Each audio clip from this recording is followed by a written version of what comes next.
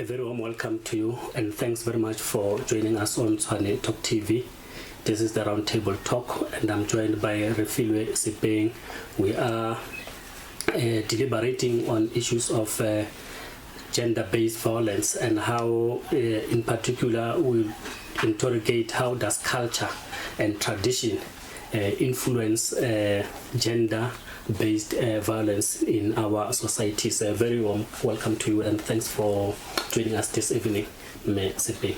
Thank you, and thank you to the listeners as well and the viewers. I'm happy we're here again. Yeah. Thank you. We are deliberating on the issue of how does culture and tradition influence gender-based violence. But perhaps briefly, if we could just outline to us as to how would one define culture and tradition? Okay, thanks. I love, or I like to take it to the basics. Yeah. Basically, I would say culture and tradition are behavioral patterns. Mm-hmm. Culture would be your ideas, how you do things, your beliefs, customs, and tradition would be those ideas, those beliefs, those behavioral patterns taken from one generation to another generation, and then it becomes a tradition of a certain group or a certain society, or a certain clan, things like those. But in simple terms, culture and tradition are behavioral patterns. And I think if we keep it that way, then we'll be able to now take it further to say, how does those behavioral patterns influence GBV? Yeah, I think if we take it from there, then I would say culture, it's how things are done by certain individuals or by a certain group. Yes. And the last time we were here, we were talking about socializing. Yes. Being socialized in a certain manner. Yes. And that comes from the culture. You know, you learn that kind of behavior because when you socialize your kids or you socialize certain people, you it's behavior that you have learned from somewhere. Now you have black people behaving this way, you have white people behaving this way, and we all would say it's in my culture, or it's a culture of black, to do things this way. And how does that influence GBV as you ask?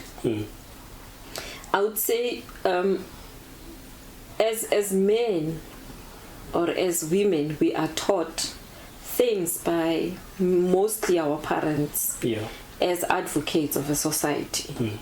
And my mother would say, Yes.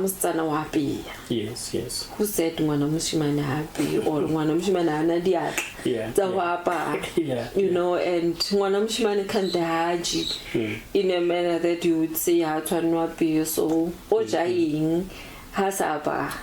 You know, those kind of things.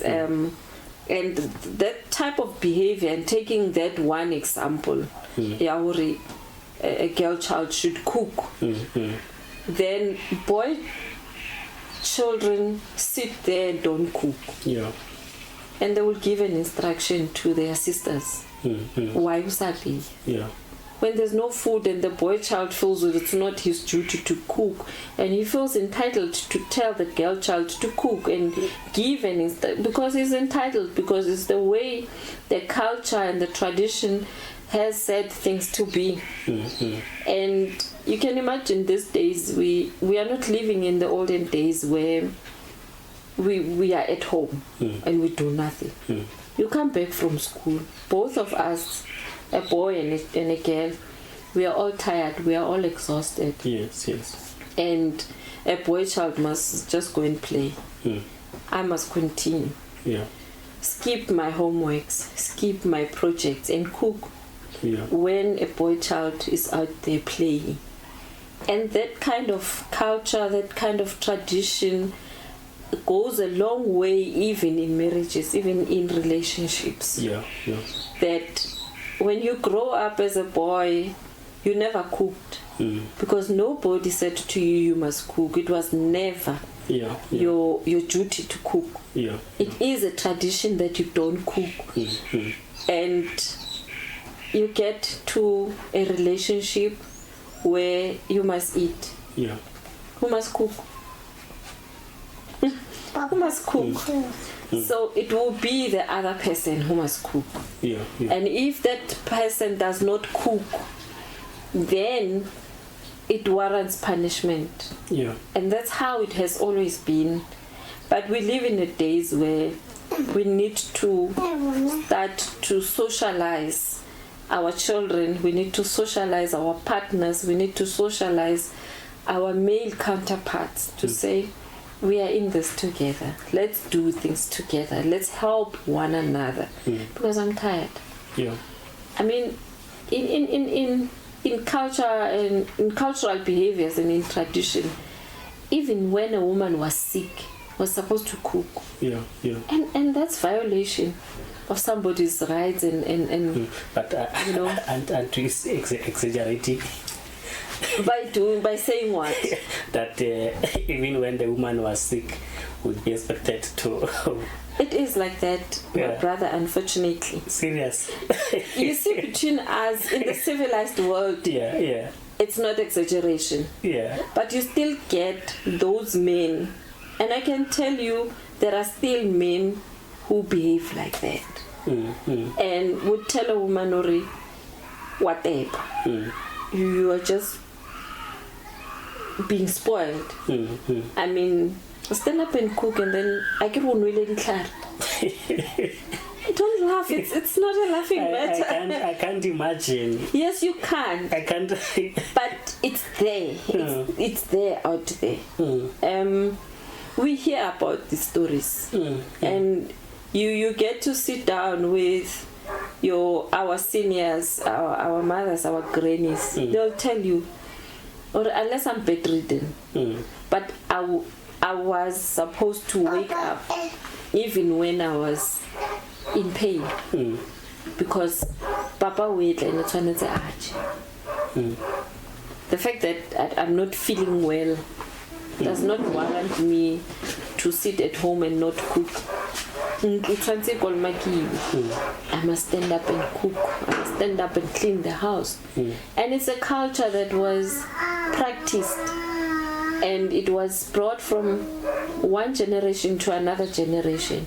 It's starting to be modified now that, as you say, you can't imagine. Because you won't do it to your wife. Because it's sort of barbaric if you think about it. No, I mean, really, it is. Yes. So those are cultural behaviors. Yeah, and in this modern day age, really, you don't see it happening. No. Go to KwaZulu-Natal. Yeah. Go to the rural areas in Bumafikeng that way, where civilization is still not that rife, and modernization is still not there. But you will see it happening. You will feel for this woman. And unfortunately, there are men who are still behind in thinking, even in the modern world, but their thinking is still out there that I'm not going to cook as a man. You still find those men. Go Santi. Go Bryanston. Monna Sabato Pay. Mosadi ale exhausted that's out of miracle. Now we like a pillar of asapi. You know, you mentioned Santon Bryanston, and those are your your posh areas. Yes. And I'm wondering that would issue of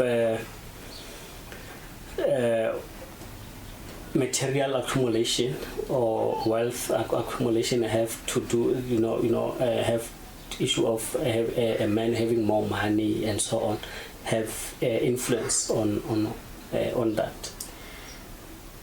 Yeah, money is another thing, hey?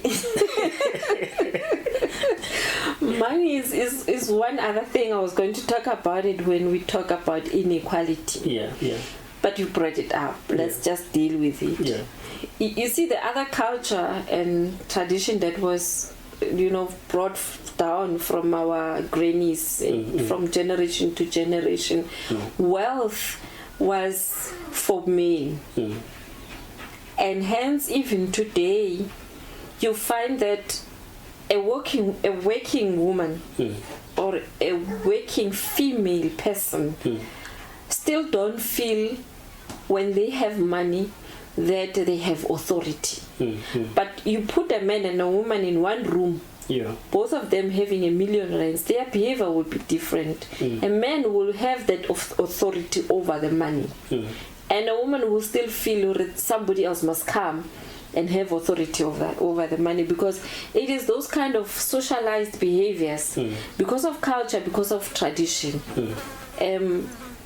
The authority, wealth, still lies with men, and we're being socialized that way. It's only a small fraction of women who would behave differently. And believe me, I'm not saying it's cast on stone that all women behave this way, but the majority of us as women, even when we have money, we don't behave that way. But let's go back to what we were talking about. Material wealth also plays part, because I can imagine if you're a man and you're a millionaire, would you marry another millionaire? Yeah, why not? And I'm posing this as a question, but you find the reality. I think your why not comes from that's what you want. But let's go back to reality. And I know 80% of men think this way. Men don't want to be married to their counterparts. They always want to be superior. And it always boils back to the cultural behavior and the tradition and all that, because the man is the head. Now, if we're all millionaires, who's going to head? Who's going to be the authority?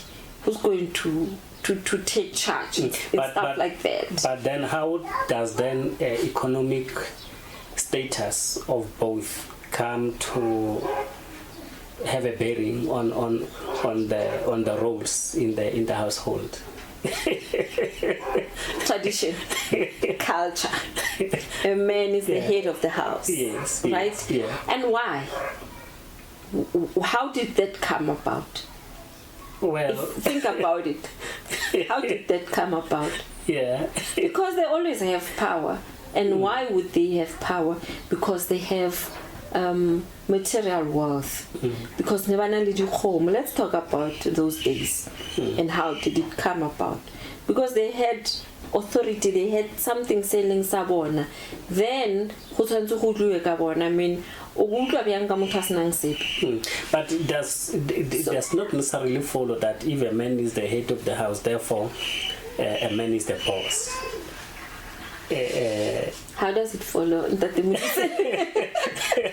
how does it follow that in as much as a man is the head of the family, the wife is an equal partner to this marriage? Or Yama 2000, no, I mean, let's talk tradition and culture. Yeah. How were you brought up? Because I don't think that it would be correct to say that does the culture a culture means a suppression of the other.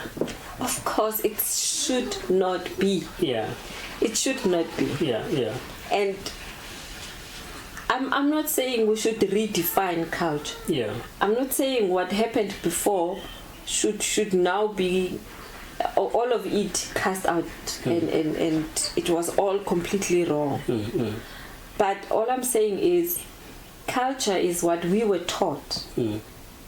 And what we were taught, we are teaching us to our children. It becomes tradition.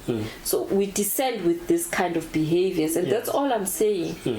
That my father is the head of the house. Yeah. I grew up like that. Yeah. Papa wa bua, mama wa utlwela. It was even worse in my family. We used to not talk to Papa, but we will talk to Mama Papa via Mama. It's a practice that is normal to me. But isn't it that because the mother was there, maybe not working, most of the time you spend time with her. The father would come late, during the day he's out there. Sometime would come maybe at the end of the month with other families, and that's how children would then find it easier to speak to the mother. In my case, it was not. Fortunately, my mom was a nurse, so you can imagine the hectic schedule of nurses. So it was not, but it was this behavior that between my parents, it was agreed. And we don't know how it was agreed in their own private space. Yeah. But you would not find us speaking directly to Papa. It was disrespectful. Yes, Papa was not a monster. He's still a very polite and humble and a very happy man. But there's a way of doing things for her. There's a way of articulating or addressing issues. Even when Papa wanted to talk to us, Papa would not come to us, would send Mama. You see, hence I'm talking about culture, hence I'm talking about tradition. You can imagine if I've learned those kind of behaviors and they were okay with me, I'm going to teach it to my children, both boys and girls. And that's what I'm trying to address here, to say this kind of behaviors, this is the culture, and it becomes a tradition because it's brought from one generation to the other, or from one clan to the other clan. Now, this is how I've seen it influencing the kind of behavior that perpetuates suppression and ultimately brings in elements that abuse and ultimately brings in elements that GBV. Because if you find a situation where the father now does not know how to communicate without the mother, when the mother is there, what's going to happen? He's going to be frustrated, and he's not going to know how to communicate with his children.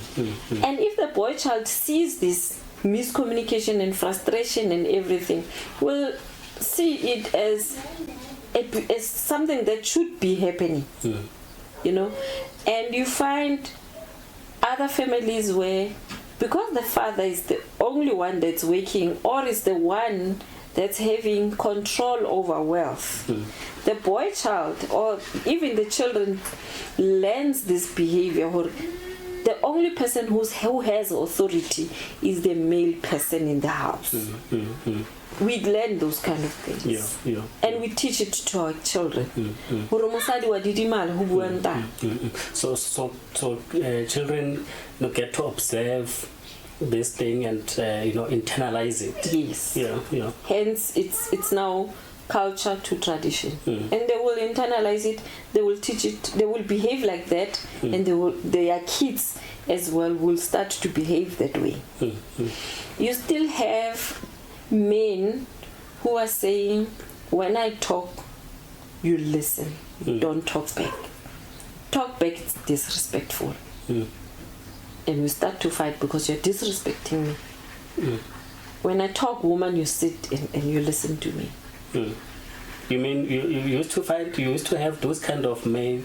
There are those kind of men. They're still here. Yes, they're still here. They exist. You don't talk back. You just keep quiet. You just keep quiet. And I will ask questions and then you will answer. You don't ask questions. Who are you to ask questions?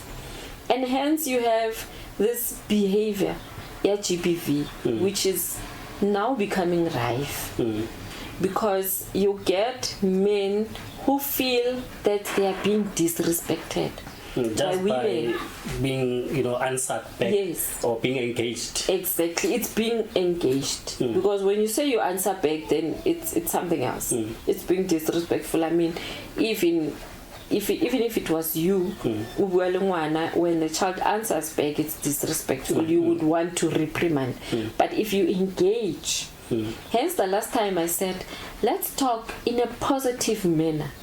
That it's not answering back, it's engaging. You see, if we can take the negative connotation out of the conversation, then it's not answering back. Then engaging. We are having a conversation. You ask me questions, I answer. I ask you questions, you answer. But you get men who they feel they cannot be questioned by women. So in other ways, you have males who don't want to be held accountable by their partners. Thanks. Yes. Thanks for coming up with that word. I struggled. Yes, you see, I was going to address the issue of multiple relationships. And it's cheating. I'm just saying multiple relationships because I wanted to be polite. Now, let's tape. When you talk gas tape. Yeah, by the way, what is tape? My English. No, just explain what tape. Yeah, is it a man having more than one wife. It's tape. And marrying more than one. Marrying one wife. More than one. Yeah, more than one wife. Yes. Yeah, that's tape. Yes. Okay. Being married to a wife as a tape, it's marriage. Yeah. But when you take the second wife, it's tape. Now, if we talk equality, and ke le mosadi ke batla go nyala monna e be ke rata monna o mongwe nka nna ka monyala.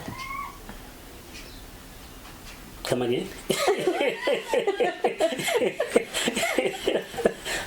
I can step ke monna a nyetseng mosadi wa ntlha a nyala wa bobedi. Yeah. Sometimes wa boraro. Yeah. And it's okay. And it's a culture, it's a tradition in so many clans. Ya dirahala. And it's okay, re tlwaetse ke step sitting in the books of law. Sitting legal traditional marriage, but it's allowed in South Africa. Mara ke re ha re bua ka equality. Nna ke Refilwe. Ke nyetse motho wa ka France Modisi. Ebe ke khatla ke bra Mike. Yeah. Nka nna ka monyala. Ka tla ka kopa go ntate France ka re. Ke bone motho go. Yeah, but then you see, I think that's where the difference and the difficulty lies. That it's France who married Refilwe.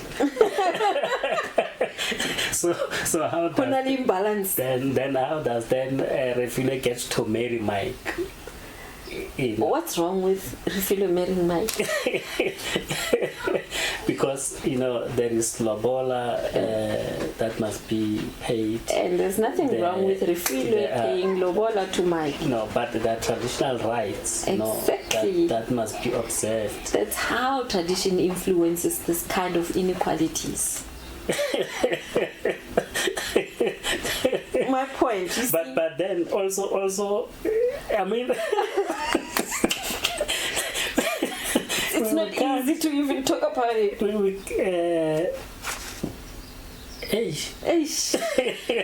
Okay, let's come down. Let's bring it down to Mother Earth. Yeah. Let's say in the first place it's not France that married Refilwe. But let's say Refilwe wants to marry France. Yeah. Is it okay? Yeah. We have customs. We have behavioral patterns, which we call culture. And we are doing that now as a tradition. What I am trying to address is it's culture. You are entitled to your culture. You're entitled to what you believe, what you strongly believe in. But that does not warrant you to infringe and violate me. And because I'm also taught things the way I'm taught. I also come from a certain background where there's culture, where there's tradition. If you're a Zulu and the Zulus do things this way, why can't we as Zulu and Tswana sit down and say, okay, how are we going to move? Because how are we going to maneuver this cultural imbalance between the two of us? We have cultures, we have traditions that we are fine with, and we don't want to deviate from those because that's in us. There's nothing wrong. You go to the Zulu ceremonies where women and it's only women who do the reed dance. You know, why don't you find boys doing the reed dance for the queen? It's their tradition. For the queen. Yes, I get girls do the reed dance for the king. Right? Am I right? Well, I'm not familiar with the. That's what I know the dress dance, but it's girls. It's a lot. There's thousands of girls, and they prepare for that. And if I'm not wrong, the reed dance is done by virgins only. You don't go and do that if you're not a virgin. You know, so it's culture. It's in the tradition of the Zulus to do those kind of things. They've learned it. Even the girls today, Alikova City, that time when you have to go to the reed dance, she takes time. She goes and prepares to go and do it. It's not violation. It's not something. It's not something sexually. It's wrong. But what we need to address is when these things start to violate on somebody else's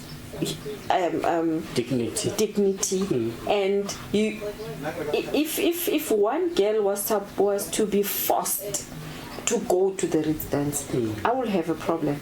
Then I will call it GBV. It's violation of your own existence. You don't want to do things, you're being forced to do them.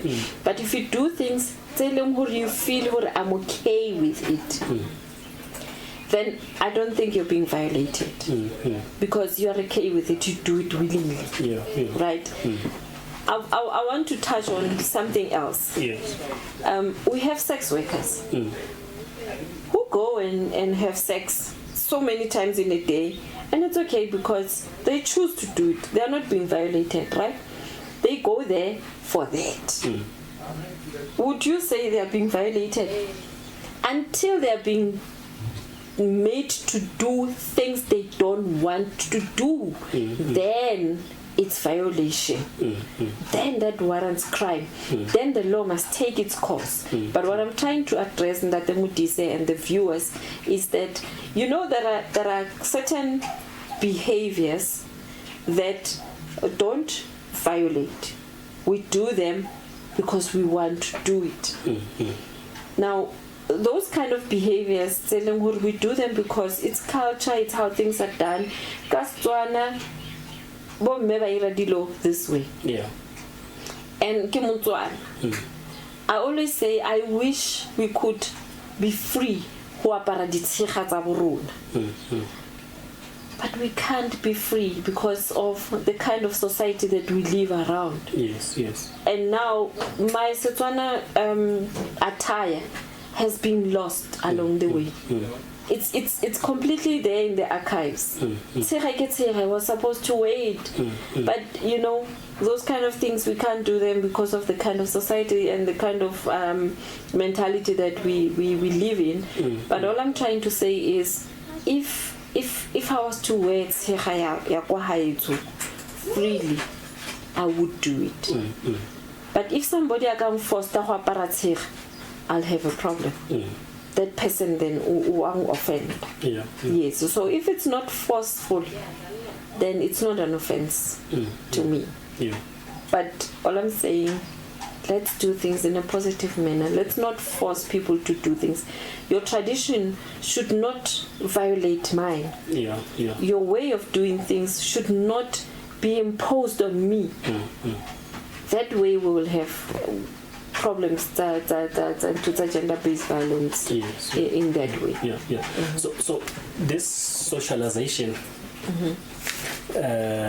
which really impacts a lot on the behavioral pattern of individuals and in how they behave in future. How then do we begin to undo them? We need to teach each other how to coexist. We need to teach each other how to say it's okay. Make me understand. Yeah. We need to even teach our boy children, because you see, we teach girls it's in our culture, it's in our tradition to sit a woman down, remove a mola. We don't see it happening kabontate. I was never married, so I don't really know much ka holaiwa, but what I'm seeing happening, basadi balaiwa. Chance ya monna holaiwa iko kae ni that mosadi o rutilwe molao mara monna a rutiwa molao, and that's the kind of imbalances that creates this kind of problems. Mosadi wa rutiwa and wa utlwa le ka di speech tsa lenyalo gore mosadi monna a latiwe ko kae kae, but I've never heard a man being told gore mosadi a latiwe kae kae. Well, she must be at home at that time. With the kids. And then you see, that's the problem. Was I married for the kids? Now, a man coming from wherever they come from, work, presumably. So now I got to know you anyway. I got to know you work. No. Of course, there'll be that, That's the thing that I'm talking about. That even the what we call actually is the celebration, right? Yes. Even the day celebration. Yeah. This talk, how to behave. It's focused on women. Yeah. It's not focused on men or on both. So if I was to maybe try and correct the imbalances, I would do it that way. That the same way you talk to the woman, how to, it's the same way we should talk to the man, how to, so that hobanele balance. Yes. When you tell a woman you also tell a man yes. Because then you create a reaction or whole thing so skyla ruru yeah, but at least you can go and come back. How yes.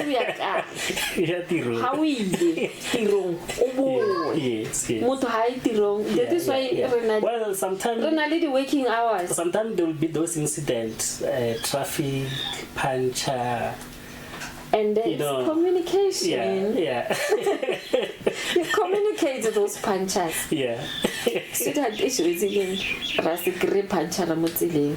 Skabone ki delay. Yeah. Resale motile. Yes. Lelo ro afa buha. Yeah.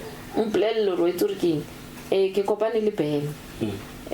O mbontsha ntlo hae o rekile ntlo empi so ro feta ko ntlong e mpha ya ben, so that I don't sit at home being agitative. So that I don't sit at home and being anxious. Because how to know more? Utlos bonus fatlo so kisa di karab. Kisa di put. And like I said in the last episode, that the way you ask your questions is the way that you trigger a reaction of the same level almost or above. So if you go to work,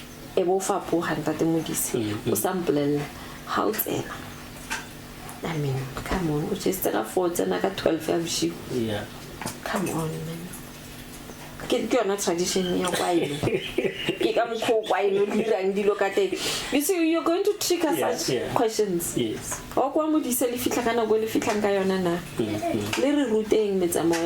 And immediately when I say that, you will get irritated or this woman well in there. Alright. And it's those kind of things. Mosadi ha bui bya le monna. Here la you are le bomme ko lenyalo ga ise ke nyang. Here la you re le ko lenyalo ha bolelwa hore mosadi ha bui le ntate ka tsela e rileng. Mara ntate o kile wa bolelwa hore mosadi ha bui ho le monna ha bui so le mosadi ha ona. You see. So I wish ha re bua ka tradition re bulela ka culture. A go bana le balance. I tlhapisiweng sentle ya pesiweng le mablomo pile on both sides. There is this thing ya gore bana ke ba mosadi. That's why bontate ba tsena ba tswa ngwana o tlhatsitse ha tlhatse o bitsa mosadi a ka se phomole ngwana matlhatse. Re etsa kae bete? It goes back to the earlier socialization. Exactly. So we need to teach each other these things in a positive. I will always emphasize, be positive about what you do. Ntu de hore ki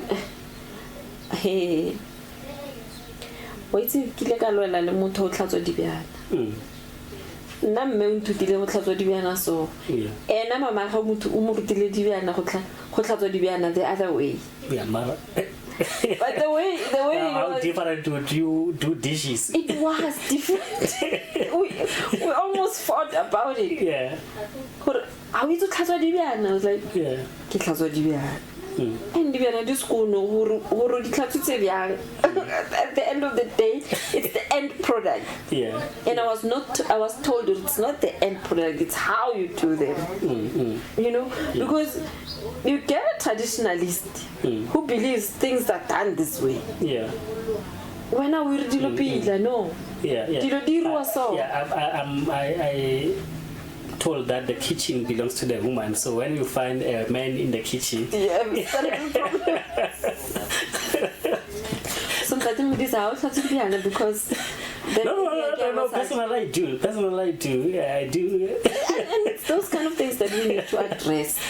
Khona le taba ya stay pap, you know, bohobe ba Batswana, bohobe ba Mazulu, bohobe Mutepa ke bohobe ba. But remember, so teach me gore bohobe ba kwa heno bo dirwa bya. If you don't teach me, go ba pia se haitso. You see, I get Motswana.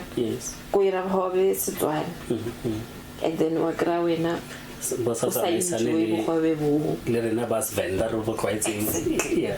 know, and ba venda ka tseno ba tlile nna ke apile bohobe ba Setswana a baji. Re thoma bana le mathata ka montlong ke apile batho ba kwa eno a baji. But then ra thoma ra ba goga no aban right. No when o ka apela batho bohobe bo so ke bohobe ba ko kae bona bo. You see, so if we teach each other in a nice manner how to coexist, how things are done kwa Modise, how things are done kwa Sepeng, then you will know le ba ha Sepeng back. Wa itse no ba Sepeng ba prefera dilo so. Ara ba irele ka mokgo ba Sepeng ba di batlang ka teng. Also don't insist on the Modises or on the Sepengs. It was Spain, ba tsama ka lekeke go ka ba rutulla lekeke ba tla robe ha maoto ra kra di gole. And then ke bo Modise ba tsama straight o ska ba tsamaisa ka lekeke wa ba tsamaisa ka lekeke ya nna di gole. So that's how I would maybe try and address the issues culture and tradition and the imbalances and try to avoid the kogakogano and the fighting within the family structure, within the relationship environment, because we then tend to take our cultures to work as well. Most of us want to do things we forget that we coexist as the Tsongas, the Tswanas, the Vendas, Coloureds, Westerns and Indians in one room. So if wabana re ke chakalaka ya engwe is nang size. But if all of us really fruit salad monate man. Is a rainbow. Yes, fruit salad na le apple le banana. Some these days put in lemon as well. you know, in a fruit salad, and it's nice. So if we can learn to become a fruit salad, so that means we can do these things. If we are willing to learn, if we are willing to be positive about it, then we will be able to coexist and to deal with these things. Well, let me not spoil it any further, and thanks for a very enlightening Thank you. Engagement. And let's remind all our viewers to subscribe and also to engage us on the comments section. Tell us what you think. Where should we improve on, and also don't forget to share with your friends, family members, and also to hit the notification button for future recordings. On that note, thanks very much, and God bless. Thank you very much, and God bless you and the viewers as well. Sure.